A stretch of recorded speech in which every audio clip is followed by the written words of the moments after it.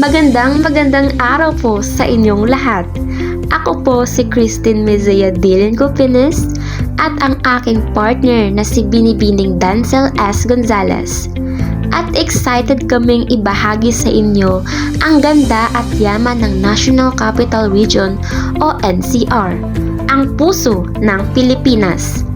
Higit pa sa mga gusali at kalsada, ang NCR ay isang musik ng kultura, kasaysayan at modernong pag-unlad.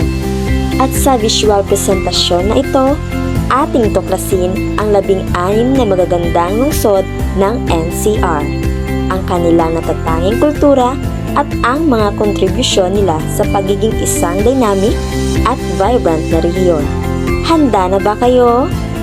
Una, ating bisitahin ang Maynila, ang dating sentro ng kolonyal na Pilipinas. Kilala ito sa makasaysayang Intramuros, ang Fort Santiago at ang San Agustin Church, mga saksi sa mayamang kasaysayan ng bansa. Susunod naman ang Quezon City, ang pinakamalaking lungsod sa NCR na sentro ng edukasyon, kultura at komersyo. Maraming universidad, parke at mga entertainment venues ang matatagpuan dito.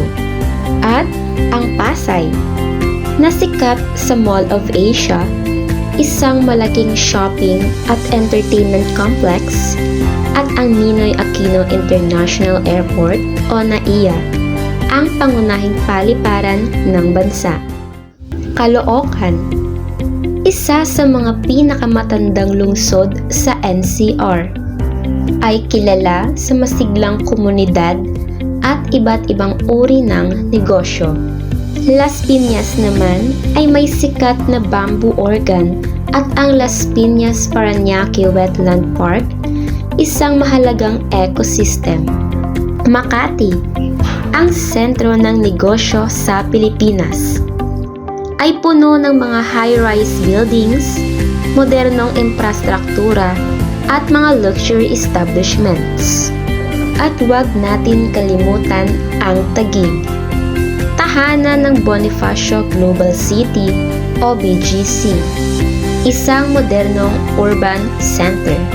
At ang huling lungsod sa unang bahagi, ang Muntinlupa, na tahanan ng New Bilibid Prison at ang lumalaking Philinvest City. Ngayon naman, ating tunghayan ang mga susunod na lungsod. San Juan ay kilala sa makasaysayang mga lugar gaya ng Green Hills at malapit sa Quezon City. Pasig ay sentro ng iba't ibang kumpanya at may malawak na ilog Pasig na may mahalagang papel sa kasaysayan ng bansa. Sunod naman ay ang Mandaluyong. Hindi lang ito isang lungsod na katabi ng Maynila, kundi may sariling kasaysayan at kultura. Halimbawa, ang San Felipe Neri Parish Church. Dito, nakadarama sila ng espiritual na kapanatagan at nakakahanap ng gabay sa kanilang pananampalataya. Valenzuela ay kilala sa mabilis na pag-unlad at iba't ibang uri ng industriya. Matatagpuan din dito ang kanilang magandang parke. Malabon ay mayaman din sa kasaysayan at kilala rin sa paggawa ng tinapay. At ang munisipalidad ng Pateros, na sikat sa masarap na balut, ang pinaglagaan na itlog ng pato. Parañaque ay mayaman sa entertainment venues at malapit sa NAIA.